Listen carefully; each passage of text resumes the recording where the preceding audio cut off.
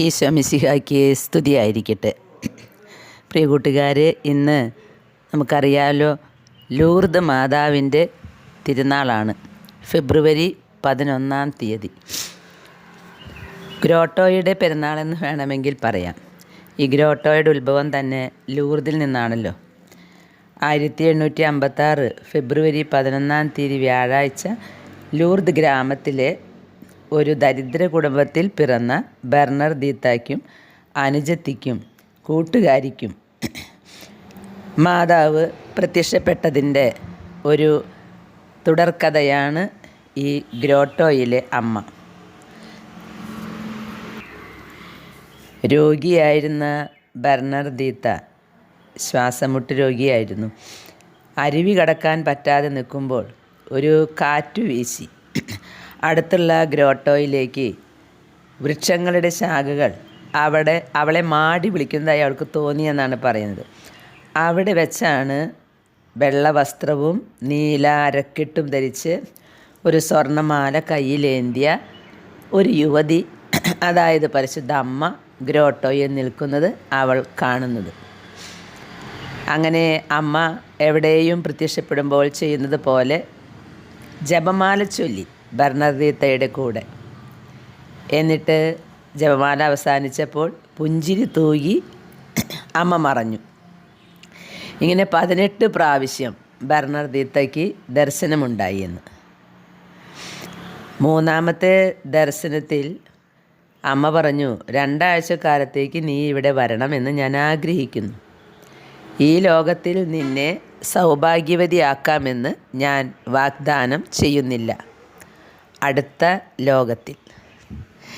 പ്രിയ കൂട്ടുകാരെ, ഈ ഒരു സംസാരം നമ്മളെപ്പോഴും മനസ്സിൽ വയ്ക്കുന്നത് നല്ലതാണ്.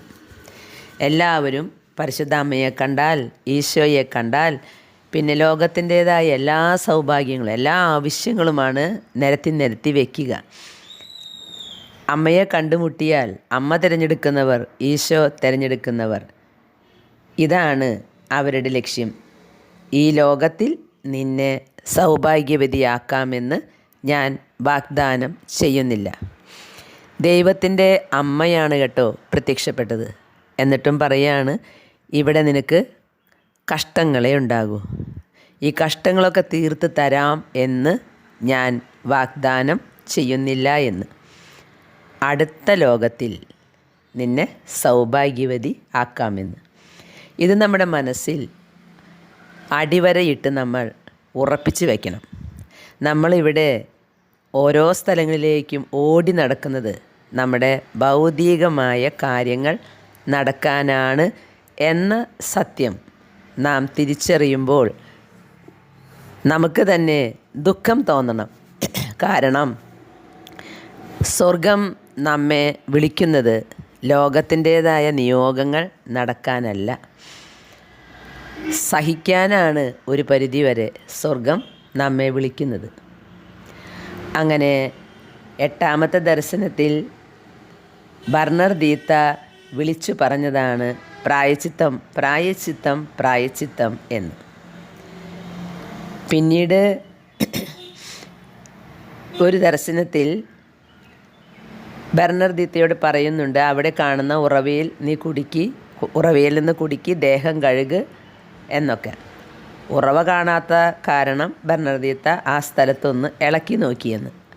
ഉടനെ അവിടെ നിന്ന് ഒരു ഉറവ പുറപ്പെട്ടു.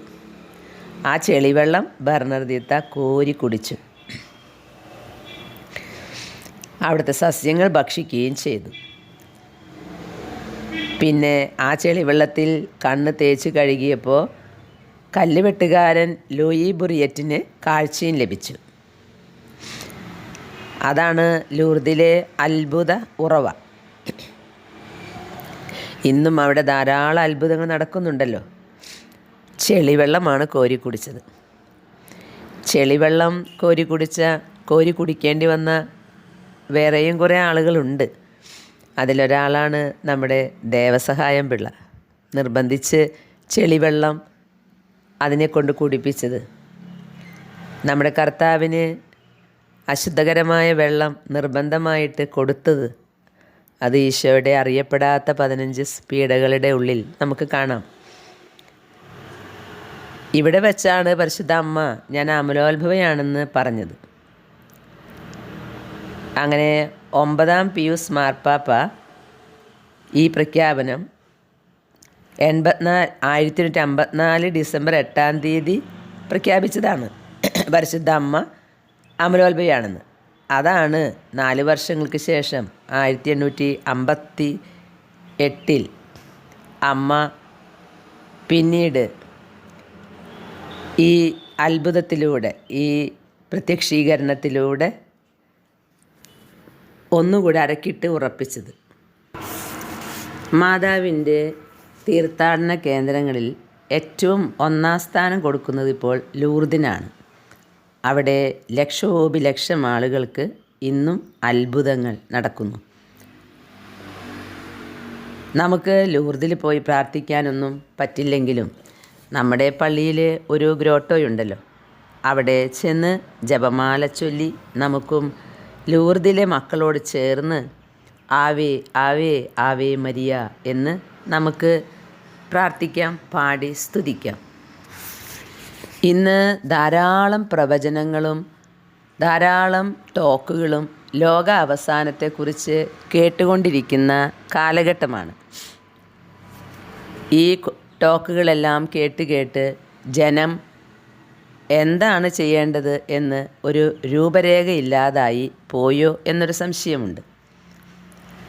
ഫാത്തിമയിലും ലൂർദിലും കരബന്താളിലും പിന്നെ കിബിഹയിലും മാതാവ് ഈശോയും പ്രത്യക്ഷപ്പെട്ടിട്ട് പറഞ്ഞത് ഇത് തന്നെയാണ്. ലോകത്തിൻ്റെ അവസാനത്തിൻ്റെ അവസ്ഥകളെക്കുറിച്ചാണ് പറയുന്നത്. നമ്മൾ ലോകാവസാനത്തിൽ എന്ത് സംഭവിക്കും, ഇങ്ങനെ ഇരുട്ട് വരുമോ, മുന്നറിയിപ്പ് വരുമോ, അതെങ്ങനെയായിരിക്കും, ഇങ്ങനെയായിരിക്കും എന്ന് ചർച്ചകൾ നടത്താനല്ല പരിശുദ്ധ അമ്മ ഓരോ പ്രത്യക്ഷീകരണങ്ങളിലും നമ്മോട് ആവശ്യപ്പെട്ടിട്ടുള്ളത്. ലോകം എന്തായാലും ഒരിക്കൽ അവസാനിക്കും. അതിനു മുമ്പ് മനുഷ്യൻ മാനസാന്തരപ്പെടണം എന്നതാണ് അമ്മയുടെ ആവശ്യം, ഈശോയുടെ ഇഷ്ടം. എല്ലാ മക്കളും മാനസാന്തരപ്പെട്ട് സ്നേഹം കൊണ്ട് നിറഞ്ഞ് പിതാവായ ദൈവവുമായി ഒന്നു ചേർന്നുള്ള വാസം, അതാണല്ലോ 2-ാം വരവിന് ശേഷം ഉണ്ടാകുന്നത്. അപ്പോൾ ലോകാവസാനം എന്ന് നടക്കും? അവിടെ പ്രത്യക്ഷപ്പെട്ട് ഇങ്ങനെ പറഞ്ഞിട്ടുണ്ട്, ഇവിടെ പ്രത്യക്ഷപ്പെട്ട് ഇങ്ങനെ പറഞ്ഞിട്ടുണ്ട്, എല്ലാം നല്ലതാണ്. പക്ഷെ എന്താണ് പറഞ്ഞിട്ടുള്ളത്? എന്താണ് മുന്നറിയിപ്പ്? മുന്നറിയിപ്പ് ഇതാണ്. ബെർണർദീത്തയ്ക്ക് ഒരു പ്രത്യക്ഷീകരണത്തിൽ പരിശുദ്ധ അമ്മ എന്തോ ഒരു സന്ദേശം കൊടുത്തു. അങ്ങനെ 3 രഹസ്യങ്ങൾ അവൾക്ക് വെളിപ്പെടുത്തി കൊടുത്തു എന്നാണ് പറയുന്നത്. പക്ഷേ ജീവിതകാലം മുഴുവൻ ബെർണർദീത്ത അതാരോടും പറഞ്ഞില്ല. കാരണം എന്തായിരിക്കും നമുക്കറിയില്ല. ഒരു പക്ഷേ ബെർണർദീത്തയുടെ കാലത്തിലായിരിക്കില്ല അത് നടക്കുന്നത്. എന്തായാലും ആ രഹസ്യങ്ങൾ വെളിപ്പെടുത്തി കൊടുത്ത പ്രത്യക്ഷീകരണത്തിൽ ബെർണർദീത്ത ഉറക്കെ വിളിച്ചു പറഞ്ഞ ഒരു കാര്യമുണ്ട്. 3 പ്രാവശ്യം വിളിച്ചു പറഞ്ഞത് മാനസാന്തരപ്പെടുക, മാനസാന്തരപ്പെടുക, മാനസാന്തരപ്പെടുക എന്നാണ്. പാപികളുടെ മാനസാന്തരത്തിനായി ഭൂമിയെ ചുംബിക്കാൻ ബെർണർദീത്തയോടൊരിക്കൽ മാതാവ് ആവശ്യപ്പെട്ടു. എവിടെയും ഏത് പ്രത്യക്ഷീകരണത്തിലും മാതാവ് പറയുന്നത് മാനസാന്തരപ്പെടുക എന്നതാണ്. അതായത് പരസ്പരം സ്നേഹിക്കാനും ചതി, വഞ്ചന അതെല്ലാം നിർത്താനും ദൈവസ്നേഹം കൊണ്ട് നിറയാനും, ദൈവത്തെ സ്നേഹിക്കുക, അതുപോലെ മനുഷ്യരെയും സ്നേഹിക്കുക, പരസ്പരം സഹായം ചെയ്യുക, എന്നിട്ട് പാപങ്ങൾ ചെയ്തതിനെ ഓർത്ത് പശ്ചാത്തപിച്ച് മാനസാന്തരപ്പെട്ട് 2-ാമത്തെ വരവിൽ ഈശോ തമ്പുരാൻ വരുമ്പോൾ വലതുഭാഗത്ത് നിൽക്കാൻ വേണ്ടി നമ്മെ ഒരുക്കുക എന്നതാണ് ഈ ലോകാവസാനത്തിൻ്റെ മുന്നറിയിപ്പ്. വേറെ ഒരു മുന്നറിയിപ്പുമില്ല. ചിലപ്പോൾ ചന്ദ്രൻ ഇരുണ്ടുപോകും, സൂര്യൻ പ്രകാശം തരില്ല. ഇതെല്ലാം വചനത്തിൽ പറഞ്ഞിട്ടുള്ളതാണ്. മുമ്പേ തന്നെ പഴയ നിയമത്തിലും പുതിയ നിയമത്തിലും പറഞ്ഞിട്ടുണ്ട്. അപ്പോൾ അത് സംഭവിക്കുക തന്നെ ചെയ്യും. അത് ഓരോ പ്രാവശ്യവും ഈ പ്രത്യക്ഷീകരണങ്ങളെ കേൾക്കുമ്പോൾ നമുക്ക് തരുന്ന മുന്നറിയിപ്പ് ഇതാണ്: നിങ്ങൾ മാനസാന്തരപ്പെട്, പ്രായശ്ചിത്തം ചെയ്യ്, ലോകം ചെയ്തു കൂട്ടുന്ന പാപങ്ങൾക്ക് പരിഹാരം ചെയ്യ്, അങ്ങനെ ദൈവത്തെ പ്രീതിപ്പെടുത്ത്, സ്വന്തം ജീവിതം വിശുദ്ധീകരിക്കുക. ഇതാണ് പരിശുദ്ധ അമ്മ ആവശ്യപ്പെടുന്നത്. പ്രിയ സഹോദരങ്ങളെ, ഓരോ പ്രത്യക്ഷീകരണത്തിൻ്റെയും ഓർമ്മ നമ്മൾ ആചരിക്കുമ്പോൾ നമ്മൾ എന്താണ് ചെയ്യേണ്ടത്? ഇനി വേറെ ഒരു സ്ഥലത്ത് ലോകാവസാനത്തെക്കുറിച്ച് പറയുന്നുണ്ടോ? അത് കേട്ടിരിക്കലല്ല നമ്മുടെ ജോലി.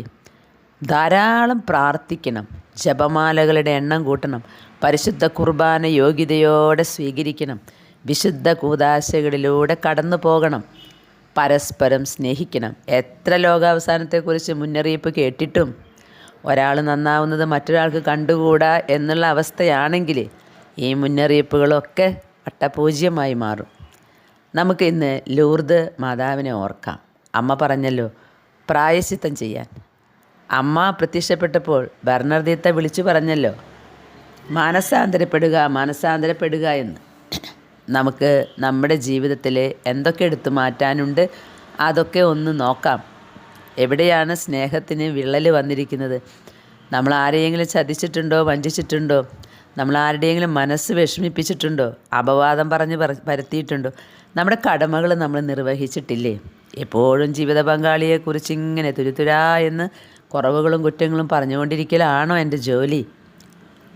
ഞാൻ എപ്പോഴും മൊബൈലിൽ തന്നെയാണോ ശ്രദ്ധ? കുട്ടികൾക്ക് ചെയ്യേണ്ട ഡ്യൂട്ടി കുട്ടികളും, മുതിർന്നവർക്ക് ചെയ്യേണ്ട ഡ്യൂട്ടികൾ മുതിർന്നവരും ചെയ്താൽ ലോകം നന്നാവും. സമർപ്പിതർക്ക് ചെയ്യേണ്ടത് സമർപ്പിതരും ചെയ്താൽ ലോകം വീണ്ടും ഒരു പരദീസയായി മാറും. നമുക്ക് നമ്മുടെ ജീവിതത്തിലെ കുറവുകളെ ഇന്ന് നോക്കാം. ലോകത്തിൻ്റെ പാപത്തിന് പരിഹാരം നമുക്ക് പ്രാർത്ഥനയിലൂടെ വയ്ക്കാം. നമ്മുടെ ജീവിതത്തിൽ സഹനങ്ങൾ ഉണ്ടാകുമ്പോൾ നിയോഗങ്ങൾ സാധിക്കാൻ വേണ്ടി ഓടി നടക്കുന്ന പരിപാടി നമുക്ക് നിർത്താം. കാരണം അന്ത്യകാലം അടുത്തു. നമ്മുടെ നിയോഗങ്ങൾക്ക് വേണ്ടി അവിടെ പോകും, ഇവിടെ പോകും, ഇന്ന സ്ഥലത്ത് പോകും. പരിശുദ്ധ അമ്മ പറഞ്ഞത് കേട്ടോ ബർണർദീത്തയോട്, നിന്നെ ഞാൻ ഈ ലോകത്ത് വെച്ച് സൗഭാഗ്യവതിയാക്കുന്നില്ല എന്ന്. സഹനങ്ങളാണ് നിനക്ക് തരാൻ പോകുന്നതെന്ന്. സഹനങ്ങൾ സന്തോഷത്തോടെ സ്വീകരിക്കുന്നവരാണ് ലോകത്തിൻ്റെ പാപത്തിന് പരിഹാരം ചെയ്യുന്നവർ. ഈ ബർണർദീത്തയ്ക്ക് പിന്നെ എന്താണ് ഉണ്ടായതെന്ന് അറിയാമല്ലോ. 1879 ഏപ്രിൽ 16 34ാമത്തെ വയസ്സിൽ ആ കുട്ടി അന്തരിക്കുകയാണ്. അവൾ ഒരു കന്യാസ്ത്രീയായി മാറിയിരുന്നു. ഈ ബർണർദീത്തയുടെ ശരീരം 30 വർഷങ്ങൾക്ക് ശേഷം നാമകരണത്തിനായി പുറത്തെടുത്തപ്പോൾ ഒരു തരി പോലും അഴുകിയിട്ടില്ല. ഇന്നും വിശുദ്ധ ബർണർദീത്തയുടെ ശരീരം ഇപ്പോൾ മരിച്ചതുപോലെ ഇരിപ്പുണ്ട്. നമുക്ക് ഒരു കാര്യം ഉറപ്പിക്കാം: ഭൂമിയിൽ സഹനങ്ങൾ ഏറ്റെടുത്തിട്ടുണ്ടെങ്കിൽ സ്വർഗത്തിൽ സൗഭാഗ്യം നേടാം. നമുക്കിന്ന് മാനസാന്തര അനുഭവത്തോടെ ചെയ്തു പോയ പാപങ്ങൾ, നമ്മുടെ ഭാഗത്തുനിന്ന് വന്നു പോയ തെറ്റുകൾ, അത് മാപ്പാക്കണമെന്ന് പ്രാർത്ഥിക്കാം. ഇനി അങ്ങനെയുള്ള തെറ്റുകൾ നമ്മുടെ ജീവിതത്തിൽ വരാതിരിക്കാൻ നമുക്ക് ശ്രദ്ധിക്കാം. ലോകത്തിൻ്റെ പാപത്തിന് പരിഹാരം ചെയ്യാം. ലോകം മുഴുവനുമുള്ള പാപികൾക്ക് മാനസാന്തരം കൊടുക്കണമേ എന്ന് പ്രാർത്ഥിക്കാം. ദൈവം നമ്മെ അനുഗ്രഹിക്കട്ടെ. ഇന്ന് രോഗീ ദിനമാണ്. ആത്മാവിൽ എല്ലാ രോഗികൾക്കും പരിശുദ്ധ അമ്മയെ കണ്ടുകൊണ്ട് പ്രാർത്ഥിക്കാം. അമ്മയിലൂടെ നമുക്ക് സൗഖ്യം പ്രാപിക്കാം. ആമേൻ.